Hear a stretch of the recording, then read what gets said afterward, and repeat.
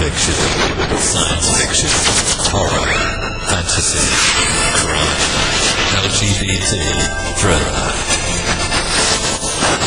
You have now entered the House of Mystery.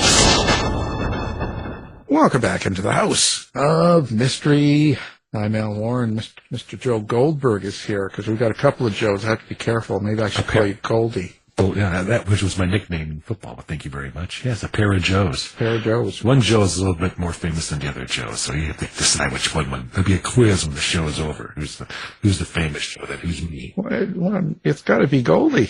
Yeah. Everyone should know him from television, of course. On Discovery Channel, he's been involved in all sorts of programs. But he's got a new book coming out. It's called First Do No Harm. Joe Kenda, thank you for being here. Oh, you're welcome. Thanks for having me. Before all of the television and the writing and all that happened, and you were a cop working, did you see it going where it is now? Absolutely not, and no one would have ever thought that. If you walked up to me while I was standing in the street in a bad neighborhood, waiting for the coroner's van to come and collect my victim, and watching the sun come up, and one of my guys would tap me on the shoulder and they'd say, "Hey, Kenda, someday, you're going to be famous. You're going to be on television all over the world. You're going to be a New York Times bestselling author." I would have accused that guy of being on weapons-grade narcotics. No, I never thought that. It just sort of worked out. A living proof that even a blind pig finds an acorn once in a while. Well, are you happy with it then? Are you surprised? I'm very surprised. I'm very happy with it. I actually started doing it because my wife insisted I call the guy back. Initially, I was resistive of even talking to these people. They came to me. I didn't go to them. And finally, I said, "All right, peace in the family. I'll call this guy." I kind of liked the guy, and he said, "I'll pay you $100 to come to Denver, a short drive from me, to do a screen test." Yeah, $100? Yeah. Well, I was a retired policeman at that moment, and $100 to me was a lot of money. So I said, "Yeah, I'll drive. Sure." So I drive up there. I'm the new guy. I'm in the studio with cameras and lights and people and cables everywhere. So I'm kind of fascinated by all the stuff in there. And I looked at this guy and I said, "What do you want me to talk about?" And he said, "Tell me about murder." Okay. So I did. Whatever came into my head for about 30 minutes. And I stopped and I stood up and I said, "Is that what you had in mind?" And everybody standing there with their mouth open. And I thought, this didn't go well. So I said, "Let me ask you again. Is that what you had in mind?" "Oh, yeah. Oh, yeah." And so that's the way it started. I've never had a script. I say anything I want to say because those are my cases, or now reviewing cases of other agencies. But initially, they were all my homicides that I talked about. I was responsible for 387 murders in my career to investigate and apprehend. I arrested and convicted 356 of those cases, 31 unsolved. The clearance rate of 92%, which is still a national record over that number of years. The current rate of solution for homicide in 2024, national rate, is 52.3%. I was 92, so I'm a little smarter than the average dude. I enjoyed the work. I thought it was a mission and not a job. The difficulty with it is you become emotionally destroyed by it, and by the time my career had ended, I knew it was time to go away because everything around me became white noise. I wasn't listening anymore. And when I walked out of there, I felt like somebody lifted an aircraft carrier off my head. I didn't walk out, I floated. And then I just hung out for a while. I had a lot of venom in me, and it took a while to lose that. But my wife brought that to my attention. I'd been retired for 2 years, and I was sitting at the kitchen table, and she said, "Hi." I said, "In case you haven't noticed, I've been sitting here for 2 hours." "Well, I've noticed." But she said, "No, you're the guy I married again," because I wasn't a policeman when we got married. And I thought that was very nice. Murder. You talk to these people for half an hour about murder. What is it about this subject matter that those of us who don't live in that world find so fascinating? Well, first of all, I think the reality is that people are sick and tired of fiction. The Hollywood version of a criminal is a guy in a $6,000 suit and a private jet, and his associates have $2,000 suits, and they have a lot of meetings and they discuss things and so on. It couldn't be further from the truth. Everyday people get involved in murders.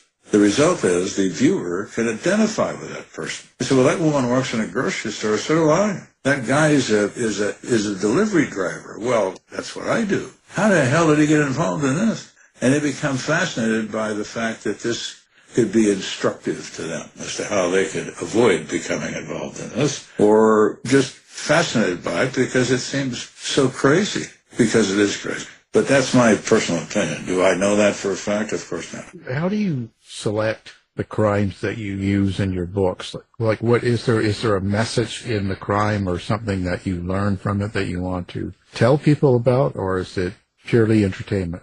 No, it's about letting people, giving people some insight into their things in the world they should avoid. And if they don't, they very often become the same soul that they're so amazed by in that book.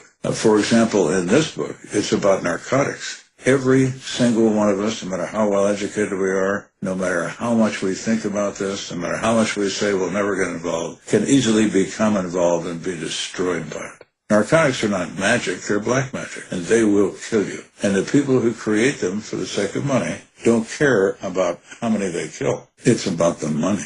In this particular book, I want to get that across. The book is about fentanyl, the worst narcotic ever created in the history of the world is fentanyl. It's synthetic. It's made from common chemicals. If you have the right formula, you can make fentanyl. If you don't, you can use the same chemicals to make ladies' shampoo. You can buy them through the mail. They're not restricted because they're commonly used in many products. So if you want to make a pound of fentanyl, the components for a pound of fentanyl are going to cost you about $200. If you want to make a pound of heroin, because all the components are illegal and are controlled, it's going to cost you $6,000 to make a pound of heroin. But fentanyl is 100 times more potent than morphine and 50 times more potent than heroin.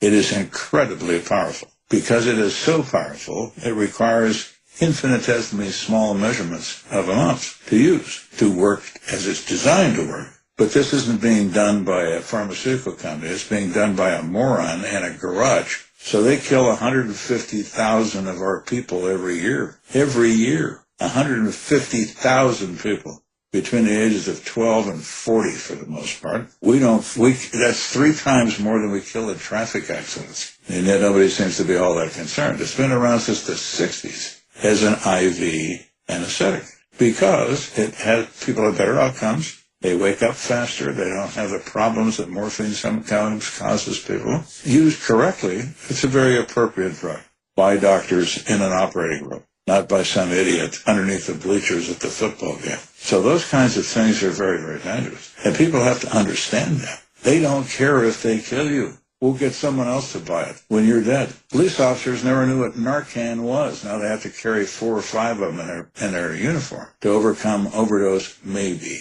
If they get there in time, it works sometimes, not always. So that's why this particular book. It's not a musical comedy kind of topic. How do you transfer that sort of realistic world into a fiction book with the things that are important and keep it sort of entertaining so the reader sticks with it? Well, that's supposed to be the skill that's involved. I write it 5 or 6 times, and I throw it away every time. And then the 7th or 8th time, it seems pretty good. There is a level of easing someone into the scene. You've exposed somebody's dead. Okay, somebody's dead. How did he die? Well, it looks like he OD'd. But the average person immediately thinks, well, that person had it coming. He overdosed on a drug. No, he didn't have it coming. He thought he was using a drug like he's used other drugs. Except this is like no other. It will take your life in about a minute, and you're gone forever. So, yeah, it's a serious subject, of course it is. If you weave it correctly and you cause it to move along, and the reader becomes interested, well, gee, how'd that guy get that? Well, let me tell you how. And who provides that? Well, let me tell you that, too. And why is this happening? Well, we are a rich country. We consume 80% of the narcotics on the planet because we can afford it. So the cartels see us as the golden egg. And since there's a lot of us, 335 million or so, they have a future in that business. So after a long career like this, and you're saying how you were kind of emotionally destroyed and stuff, how does one recover? Over time, I think you're able to talk it out. I would come home. My wife and I met in high school. We've been married for 56 years. Never known anybody else as her and I and our kids. I would come home and she'd say, how was today? Oh, it was fine. because I wouldn't tell her, well, I saw an 8-month-old baby beat to death with a baseball bat because it cries too much. You're not going to tell her that. And then she'd turn on the news. And I'd be standing in front of 8 microphones and crime scene tape. And she'd say, well, what about that on your quiet day? Well, there was that. And it just went like that. And it becomes, you stuff it down in you. You stuff the emotions down because you got a job to do. You don't have time to consider what is happening here or the violence of it or the autopsy results that you have attended. I've attended more than 500 autopsies. Colorado requires that police are summoned if you die outside the presence of a doctor or outside of a custodial medical environment to determine method and manner. Is it homicide, suicide, natural causes, and so on? There were 4 causes of death in this country until 1980. Murder, suicide, and natural causes and accidental death. Well, in 1980, we had to add a 5th one. Accidental drug involved. Because the intent is not to die. The intent is to feel good. But you die anyway. So it is so pervasive, we had to come up with a 5th cause of death. So as a result of all of that, you push those emotions away and continue working. You develop a black sense of humor, dark sense of humor, gallows humor, whatever you want to call it, because it's a defense mechanism. You can either laugh or you can cry. Crying is very old. You tend to laugh because it's a defense. But after so many years, it doesn't work anymore. It becomes overwhelming. So when I started this process, not only the TV, but writing, I found it to be therapeutic. I could talk out what I was feeling about that I'd never expressed to anyone, including my wife. I've said more to that camera than I've ever said to her.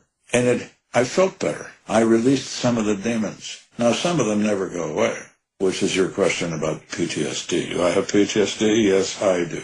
I'm a poster boy for PTSD. Of course I have it. I have to live with it. I've overcome some of the lashing out that I used to do because I do have it.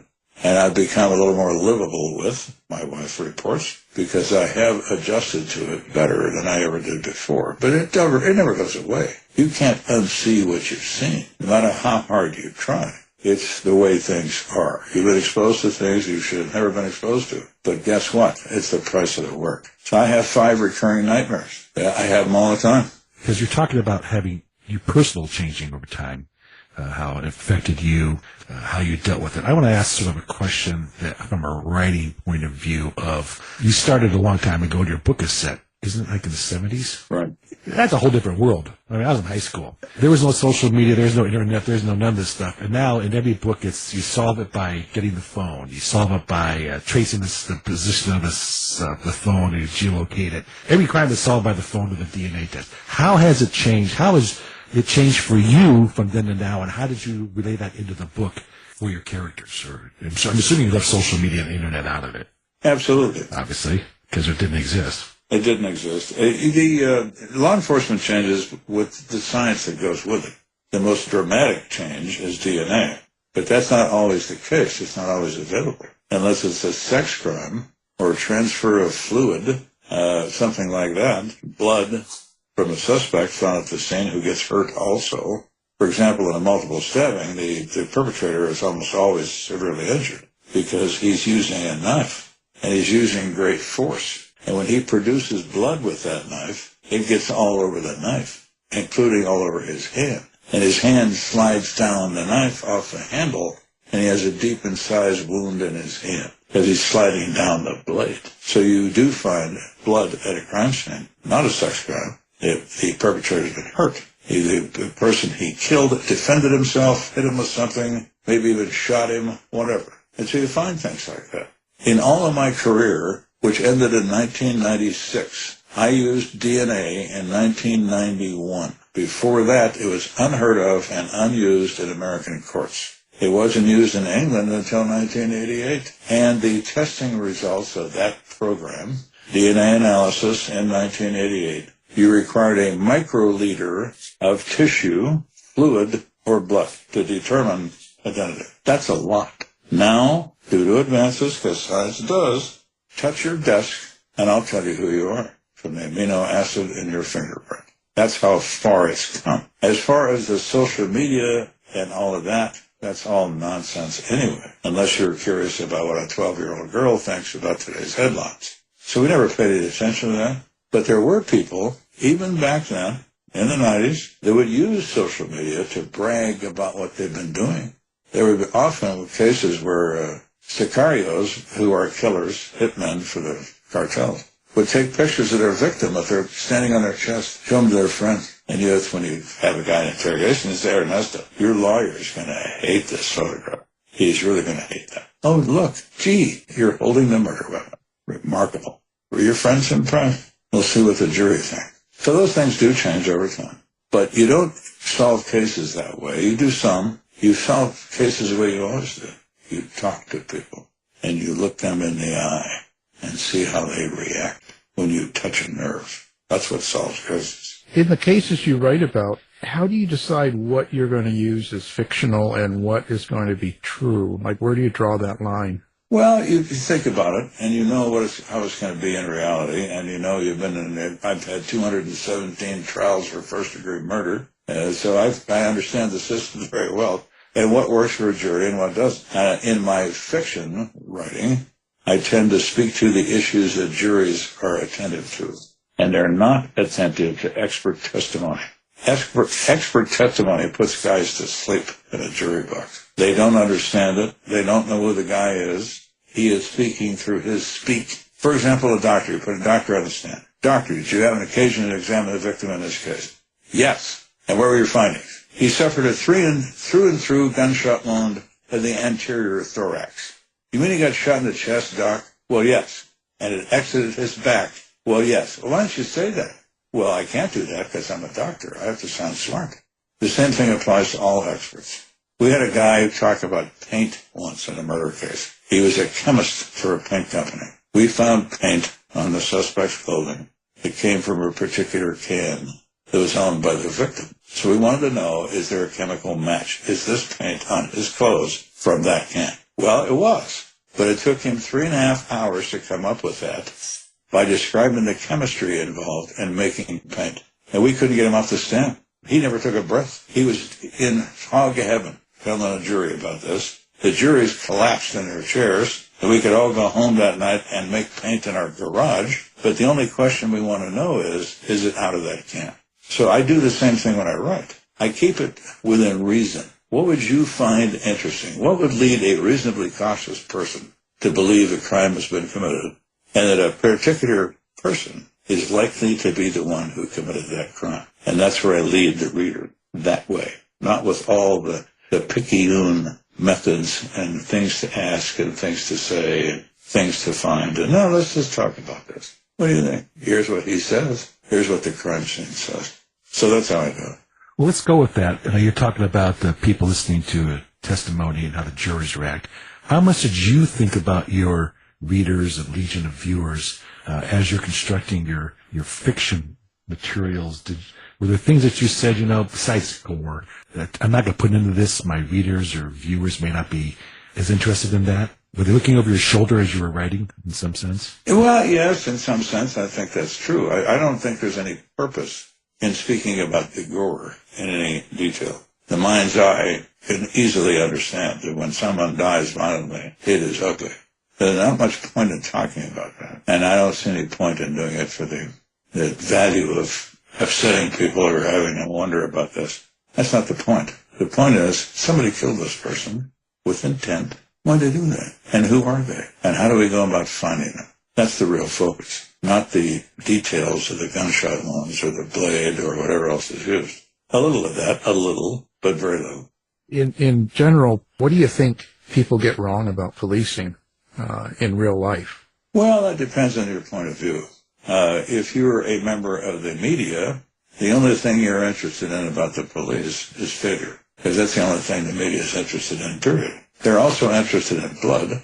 If it bleeds, it leads. Then we have to demonstrate that the people involved in that process are inept, or worse than that, they're evil, and perhaps they need to be arrested as well, and on it goes. The average person is fearful of the police because they just are.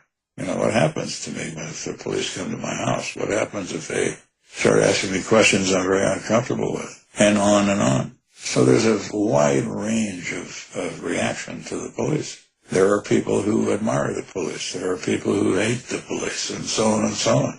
like everything else. It is obvious for the past 20 years that, and much longer actually, true crime has an audience. Remember the days? You don't remember the days because you're too young, but remember the days of the Police Gazette publications, the Mickey Spillane, and the private detective, and so on and so on. It's always been there, and the primary audience for that are women, which in itself is very interesting. Women are the ones who buy mystery novels. They're also the ones that watch TV about true crime. My audience is 87% female, and 9 seasons of Homicide Hunter, and now 4 seasons or so of the newest show I've got. They're women.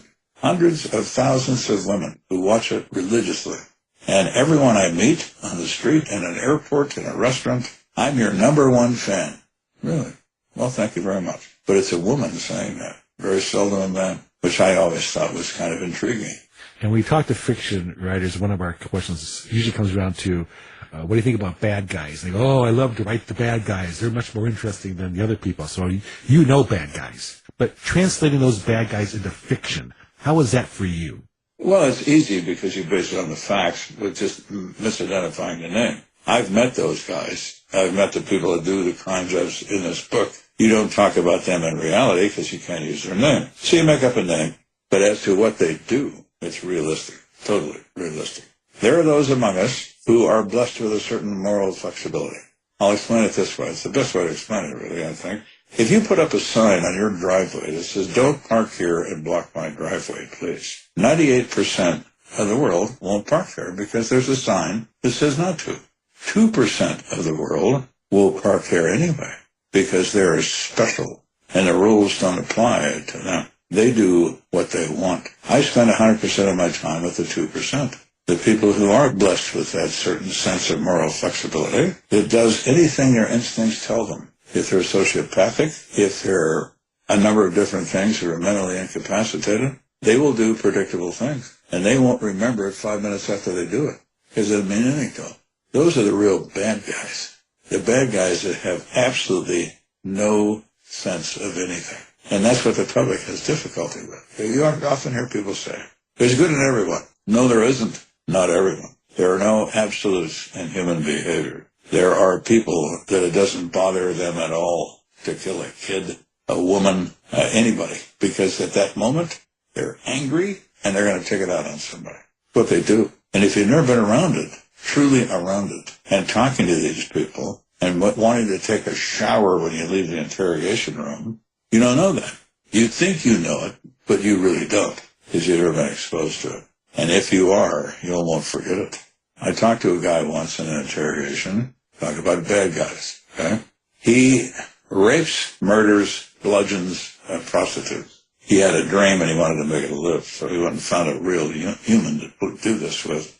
However, he's a true schizophrenic. He has 2 personalities in him. He is married. He's in a family business. He has a daughter. He is a pillar of the community. He's also a butcher in his spare time. And I have evidence, physical evidence, that absolutely identifies him as the guy. He cut off the girl's hair and kept it as a souvenir and taped it to the back of a dresser in his bedroom to conceal it from his family. I found that in a search warrant. I'm talking to this guy for several hours, and I get nowhere. I get denial, tears. You possibly think anybody could do this, let alone me. I've never gotten a parking ticket in my life. But there's another guy in him, and you occasionally see flashes of it when he gets mad. But just flashes. And I want to talk to that guy. I don't want to talk to you anymore, because you're no fun. Let me talk to the other guy. So in the course of this interrogation, I'd run out of ideas. And I said, what do you like to think about every day? What do you mean? People have favorite dreams. They like to think about being wealthy, maybe marry a movie star, play football. What do you think about? And he turns his head and looks at me and says, well, I can't tell you that.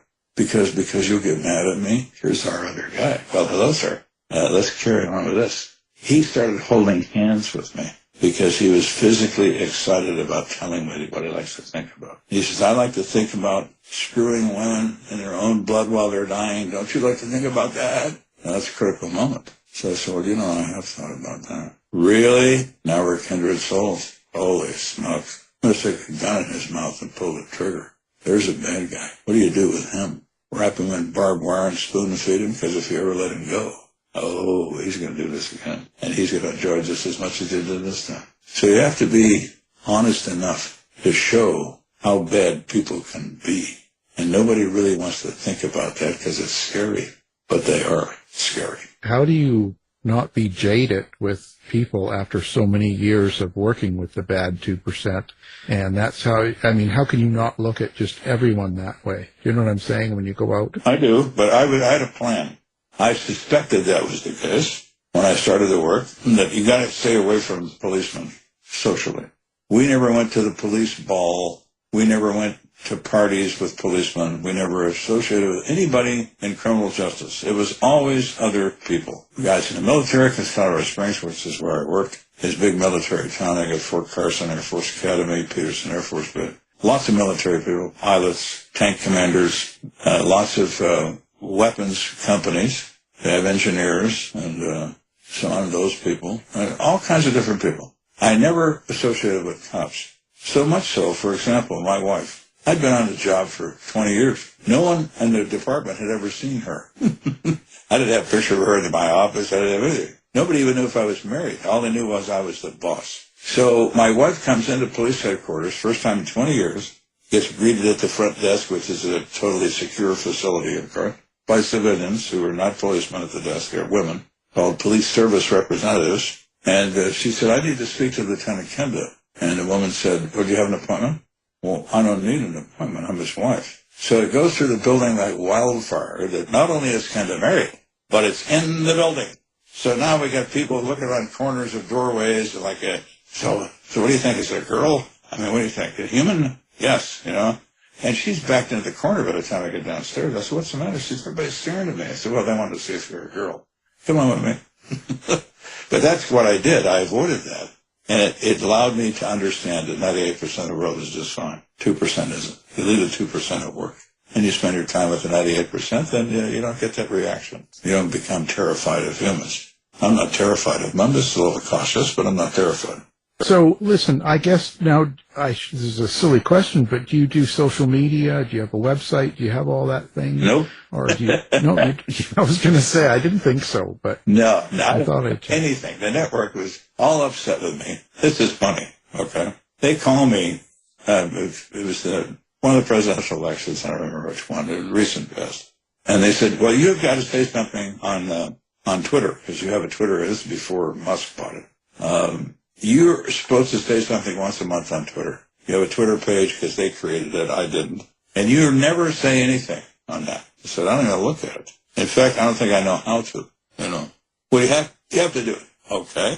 I'm going to do it tomorrow. So pay attention because I'm only going to do it once. So the next day I got it loaded up on a phone.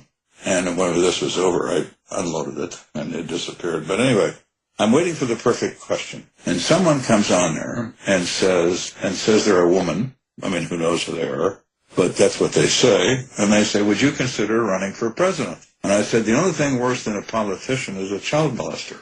And Twitter lights up. Okay. They immediately call and say, you don't have to say anything anymore. Well, all right then. I'll do it. I swear I won't, And that was my one and only tweet. I don't have Facebook. I don't have nothing. I have a black phone.